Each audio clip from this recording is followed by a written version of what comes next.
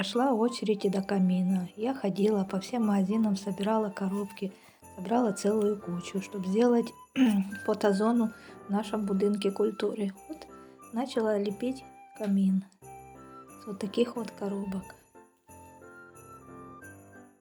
Для этого мне понадобилось очень много коробок. Я сначала сделала боковушки, потом сделала верхушку и низ.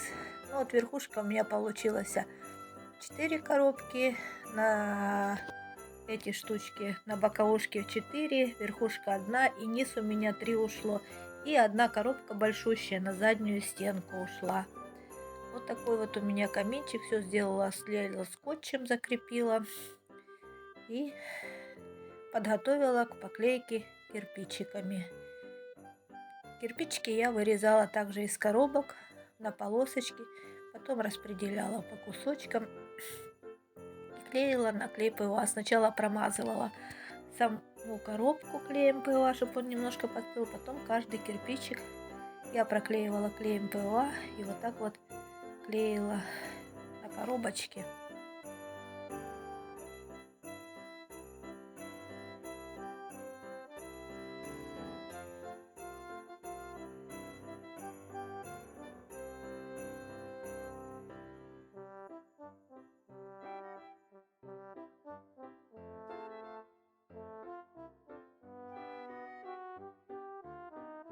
Кирпичики я отклеила весь камин и внутри, и снаружи.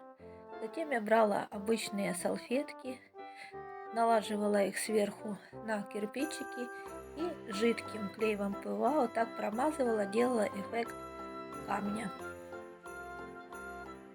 Таким образом я обклеила весь камин. Еще салфетки у меня, как бы сказать, шли как и защита, они поддерживали эти кирпичики, ну и как основной фон, клей высыхал и получалось жесткость давали.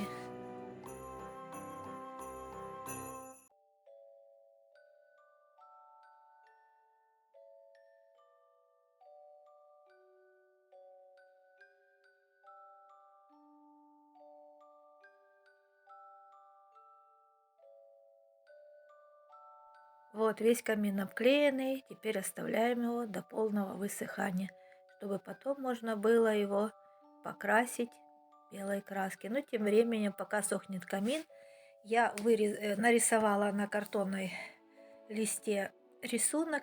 Это будет у меня такой объемный, как бы сказать, декор на камине. Я его делала из салфеток и клея ПВА, типа делала папье-маше. Вот так положила на эту картонку файл, закрепила скотчем, и вот так папье-маше я вылаживала вот такой объемный рисунок. Потом переносила на камин. Вот таким образом у меня получились вот такие вот декоры.